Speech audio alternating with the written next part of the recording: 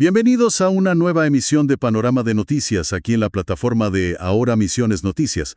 Hoy es viernes 20 de marzo de 2026 y bueno, el punto de partida ineludible antes de sumergirnos en la macroeconomía o el mundo es el suelo que pisamos. Totalmente. Porque las condiciones con las que amanece la provincia definen la rutina, el humor y la organización de toda la comunidad. Sí, el clima siempre impone las reglas del juego antes de que salgamos por la puerta, digamos. Y los datos meteorológicos de hoy indican que estamos frente a una jornada bastante exigente físicamente. ¿Mucho calor para hoy? Muchísimo. Los reportes satelitales muestran cielos mayormente despejados sobre toda la geografía provincial, pero vienen acompañados de una masa de aire cálido y sumamente húmedo que ya está elevando la sensación térmica. O sea, un día pesado. Tal cual. Quienes inician su jornada en Bernardo de Irigoyen lo hacen con una mínima relativamente manejable de 19 grados. Pero la progresión térmica indica que en la zona norte, particularmente en Iguazú, la máxima va a trepar hasta unos agobiantes 34 grados pasado el mediodía. Un salto enorme. Exacto. El promedio general para quienes transiten las rutas provinciales rondará entre los 22 y 30 grados, lo que convierte a la hidratación constante, no en una recomendación, sino en una necesidad fisiológica. Y esa advertencia sobre las rutas nos lleva directamente al estado de la red vial, porque el calor extremo también afecta el ritmo de los traslados y los vehículos. Revisando el parte oficial de tránsito, las rutas nacionales 12, 14, 101 y 105 se encuentran habilitadas en su totalidad, pero con demoras, imagino. claro, los conductores van a encontrarse con alteraciones significativas en la dinámica de manejo. Hay equipos pesados de conservación trabajando a pleno rendimiento antes de que llegue la temporada de lluvias otoñales. Sí, el mapa de obras activas requiere reducir drásticamente la velocidad en puntos específicos. Por ejemplo, en la Ruta Nacional 14, en el segmento que conecta Fracrán con Bernardo de Irigoyen. Hay maquinaria pesada realizando mantenimiento de banquinas terradas. Un trabajo crucial para evitar el descalce de los vehículos. Es vital, sí. Y desde Piñalito Norte hacia Irigoyen se están desplegando operativos intensivos de corte de pasto para garantizar la visibilidad en las curvas. Si miramos hacia la Ruta 105, el avance de las obras de la autovía mantiene desvíos activos y el embudo principal se encuentra en Posadas. En la travesía urbana. Esa misma. Sobre la Ruta 12 presenta calzada reducida a la altura del CEPART y al Hospital Baliña. Allí se están colocando ductos subterráneos en ambos márgenes, lo que inevitablemente va a generar demoras considerables durante las horas pico. Así que la paciencia va a ser la herramienta principal al volante hoy. Y mirando hacia la organización del fin de semana, el informe de Vialidad Nacional subraya un protocolo de seguridad que a veces subestimamos, que es la designación previa de un conductor. Fundamental. Totalmente. La estadística de siniestros viales demuestra que tomar la decisión de quién va a manejar, o sea, designar a alguien sobrio y descansado antes de salir de casa y no a las 3 de la mañana con las capacidades disminuidas, es el factor que más vidas salva. Sí, y tener un plan B, recurrir a un taxi o una aplicación si los planes originales cambian. Es que la responsabilidad individual en el tránsito es el primer eslabón de la seguridad comunitaria. Y de hecho, esa conexión entre la decisión individual y el bienestar colectivo es el tejido mismo de la vida urbana. Los movimientos que observamos hoy en la economía local ilustran perfectamente ese engranaje. Claro, porque la tranquilidad de los hogares depende de flujos muy concretos de dinero. Y el calendario de ANSES marca hoy inyecciones de capital fundamentales para la provincia. Los pagos del día. Exactamente. Se están acreditando los haberes para los jubilados de la mínima con documentos terminados en 9. Y en paralelo, se liberan los fondos de la prestación alimentar, la asignación universal por hijo y el SUAF, también para la terminación 9. Además de la asignación por embarazo para los documentos terminados en 8. Mira, al analizar el impacto de estos pagos, no estamos hablando simplemente de transferencias estatales abstractas. Estamos observando el motor de combustión interna de la microeconomía barrial. Sí, el día a día. Exacto.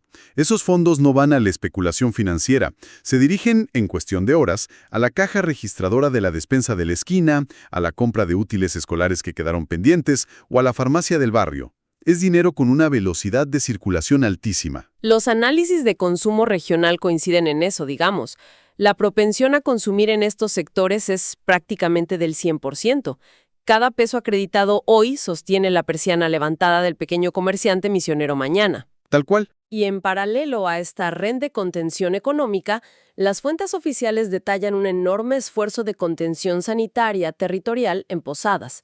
Hay un operativo integral de salud desplegado en Barrio Hermoso desde primera hora, pero el dato que más destaca hoy en los informes epidemiológicos es la campaña masiva de recolección de neumáticos en desuso, que está operando por la mañana en Itembé, Guazú, y por la tarde en Villa Urquiza.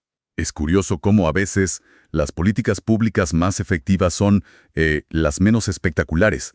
Digo, tratamos un bache en la calle como si fuera un hueso roto. La comunidad exige que se arregle de inmediato porque el daño es muy visible en el auto. Obvio, rompe la suspensión y genera enojo.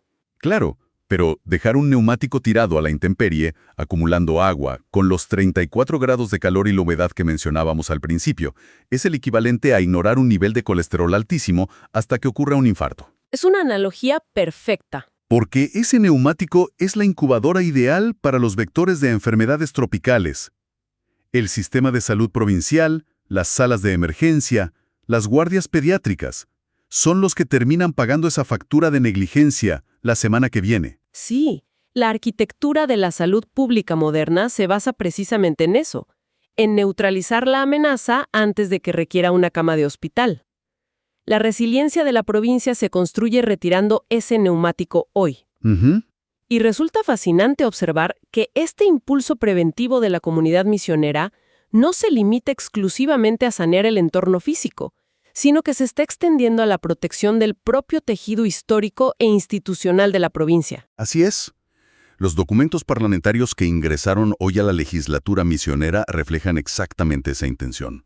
Hay un proyecto de ley impulsado por el Partido Agrario y Social que ya cuenta con la adhesión formal de múltiples organizaciones de derechos humanos, gremiales y políticas. ¿Y qué busca puntualmente el texto? Al leer la iniciativa, queda claro que busca establecer un marco jurídico riguroso para prevenir y sancionar cualquier forma de negacionismo, apología o banalización del terrorismo de Estado en la Argentina, enfocándose específicamente en los crímenes de lesa humanidad perpetrados entre el 24 de marzo de 1976 y el 10 de diciembre de 1983. El contexto temporal de este proyecto es clave para entender su viabilidad, digamos.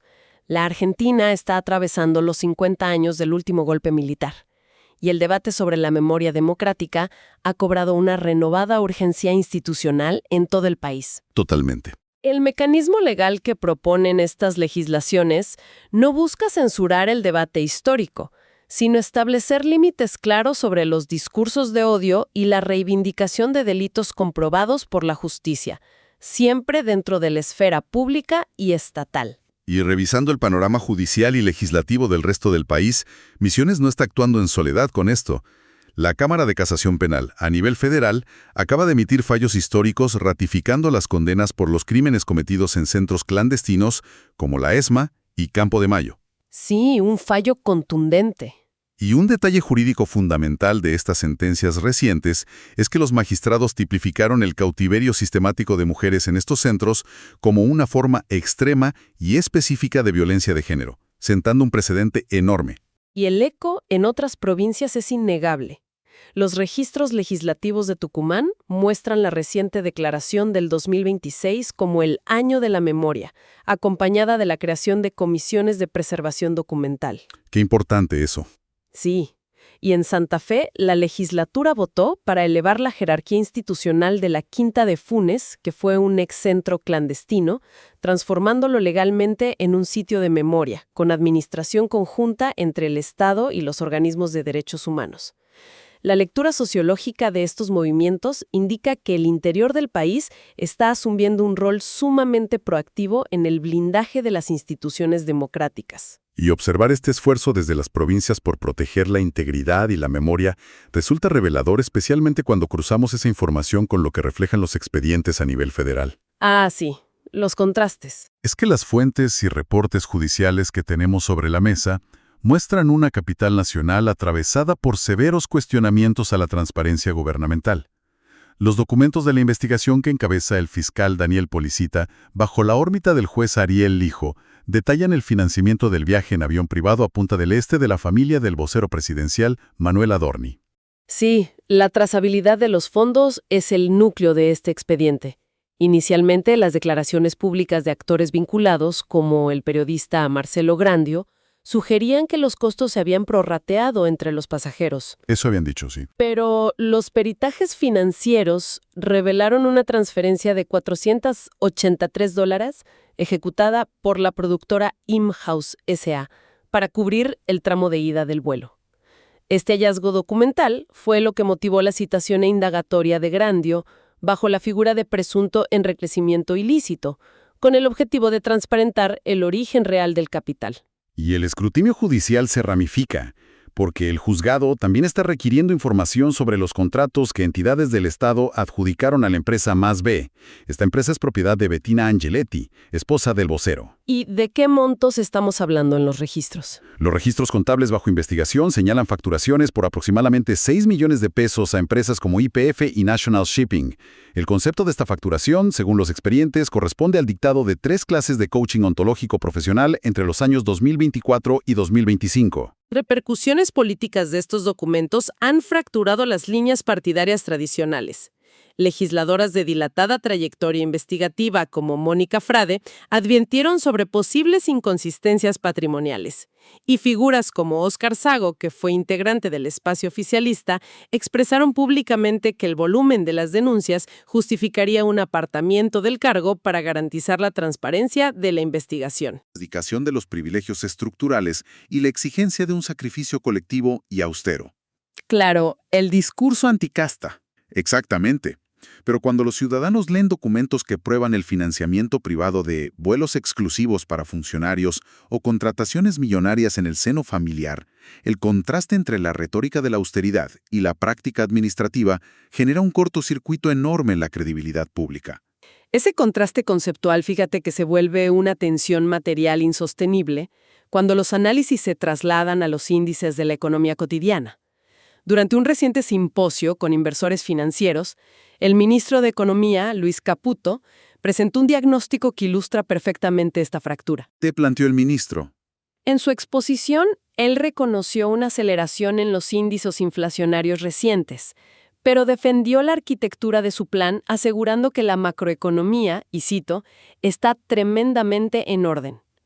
El postulado central de su defensa argumentaba que el Estado no puede forzar a la población a consumir y afirmó que, en nuestro modelo, los ganadores son la gente.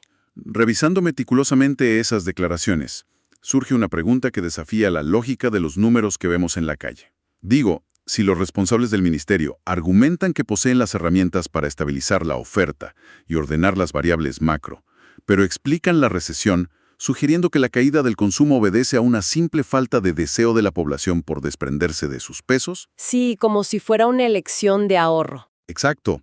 ¿Cómo se sostiene esa hipótesis teórica frente al dato empírico, duro y cotidiano, de que el salario promedio de los trabajadores formales perdió la carrera contra la canasta básica alimentaria? Y la respuesta a esa pregunta la encontramos en los reportes de conflictividad laboral de esta misma semana, que exponen la desconexión total entre la pizarra de la bolsa y la heladera de los hogares. Por ejemplo, los balances corporativos muestran a empresas del sector aerocomercial como Flybondi abriendo registros de retiros voluntarios para una plantilla de 1.500 empleados. Buscan achicar de urgencia su estructura de costos operativos frente a la caída de la demanda real. Y las consecuencias de esa presión constante sobre los ingresos pueden llevar a situaciones extremas, desgarradoras realmente. Los partes policiales de Santa Fe reportan la tragedia de un trabajador de seguridad privada de 36 años, quien actualmente se debate entre la vida y la muerte en terapia intensiva. Un hecho terrible. Sí. Frente a la impotencia por una deuda salarial sostenida por parte de la empresa que lo contrataba, el hombre tomó la determinación de rociarse con combustible e inmolarse en la vía pública. Es el nivel más crudo y visible de la desesperación económica, donde la falta de respuesta institucional empuja a las personas a límites irremediables. Totalmente. Y la tensión acumulada en el tejido social se está canalizando a través de nuevas y antiguas formas de protesta sindical. Los informes de los gremios universitarios exponen que en distritos como Jujuy, la pérdida del poder adquisitivo supera el 50% desde finales del año pasado, lo que detonó la planificación de una nueva marcha federal. ¿Otra movilización masiva? Sí, Pero quizá la estrategia más elocuente sobre el estado de situación provenga de los trabajadores de ATE en la Superintendencia de Servicios de Salud. Ellos implementaron un paro a la japonesa. Esa es una medida de fuerza fascinante desde el punto de vista sociológico. Porque en lugar de paralizar las funciones y abandonar los puestos, los trabajadores multiplican su rendimiento. Tal cual. La estrategia consiste en atender de manera acelerada y masiva en las puertas del organismo estatal. El objetivo de los trabajadores no es detener el sistema, sino demostrarle empíricamente al ciudadano de a pie que la labor que realizan es indispensable para el control del sistema sanitario privado, y así generar empatía social ante la amenaza de recortes masivos. Es una disputa directa por el sentido común y la validación pública de los recursos del Estado. Y, hablando de recursos y participación ciudadana, los pasillos del Congreso Nacional fueron escenario de una restricción participativa sin precedentes en la historia legislativa reciente. Con el tema glaciares. Sí, la convocatoria a la audiencia pública por el debate de las modificaciones a la ley de glaciares registró un récord absoluto de inscripciones. Alcanzó las 85,000 personas interesadas en exponer. Es un número histórico. Histórico, sí. Sin embargo, las resoluciones de la presidencia de las comisiones determinaron un filtro drástico, limitando el uso de la palabra a solo 180 oradores agrupados en tandas breves. Claro. Y los analistas jurídicos señalan que reducir un padrón de 85,000 voces a 180 exposiciones no es una simple cuestión de ordenamiento de tiempo. Es un cuello de botella que compromete el espíritu democrático de las audiencias públicas. Obviamente. Por eso organizaciones ambientales y civiles avanzaron con medidas cautelares urgentes ante la justicia para frenar el tratamiento hasta que se garantice el derecho constitucional a participar. Y mientras el Frente Interno lidia con todo esto, el ajuste salarial, las tensiones legislativas, la bitácora presidencial muestra a Javier Milei enfocado en consolidar sus alianzas globales en Hungría, participando en foros del conservadurismo internacional.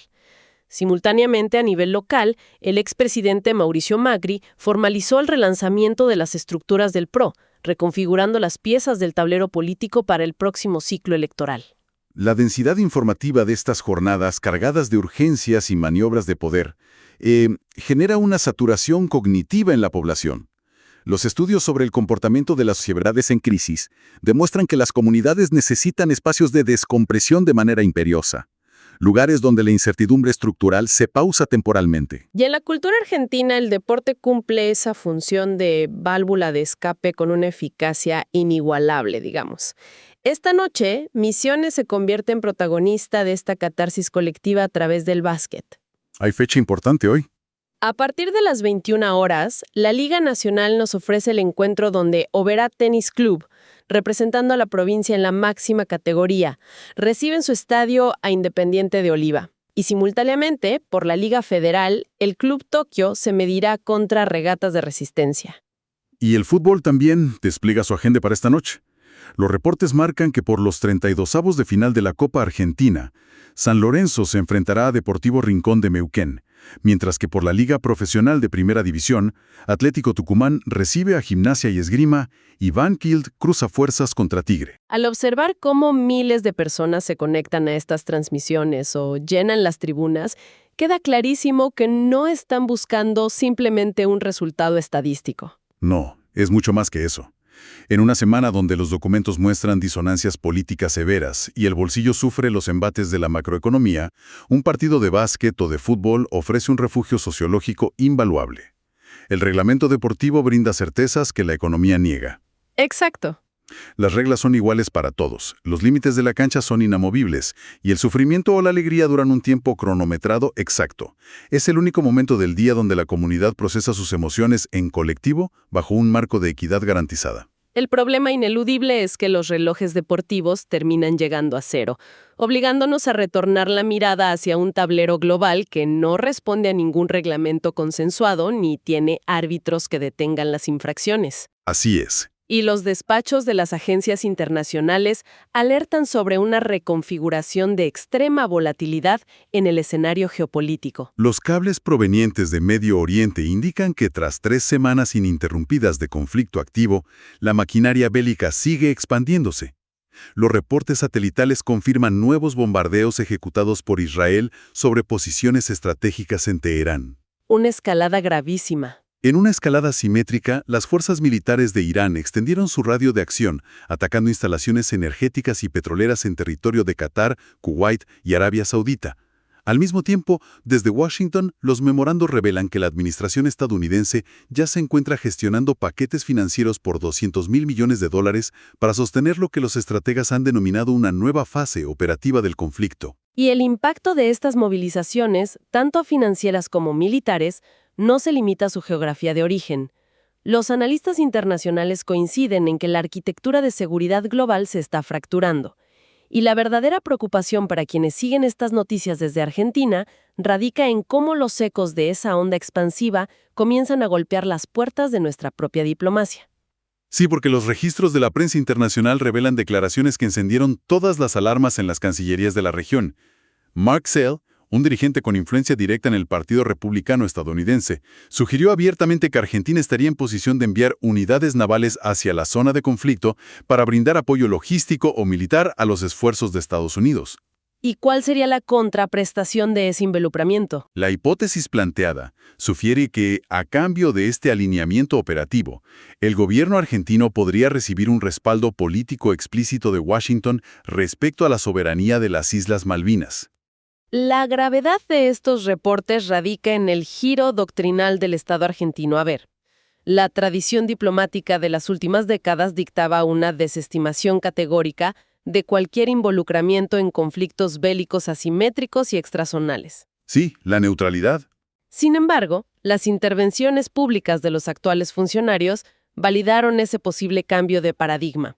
El canciller Pablo Quirno declaró ante los medios que la posición del país es clara frente a las necesidades de sus aliados, mientras que el secretario de Comunicación, Javier Lanari, fue explícito ante la prensa europea al afirmar que la Argentina no descarta proveer la asistencia militar que Estados Unidos considere pertinente. Al repasar estos documentos y declaraciones, surge una paradoja aparente que resulta compleja de conciliar para la estrategia de política exterior.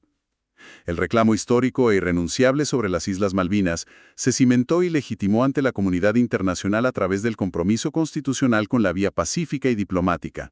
Totalmente. Entonces, plantear el involucramiento de recursos militares argentinos en un teatro de operaciones destructivo en Medio Oriente, un escenario bélico completamente ajeno a los intereses directos de la seguridad nacional, con el objetivo de obtener un favor retórico sobre las islas, ¿no representa un quiebre fundamental en los principios históricos que protegen la integridad del país frente a represalias internacionales? Y los especialistas en defensa advierten precisamente sobre los riesgos incalculables de introducir al país en la matriz de un conflicto de esa naturaleza.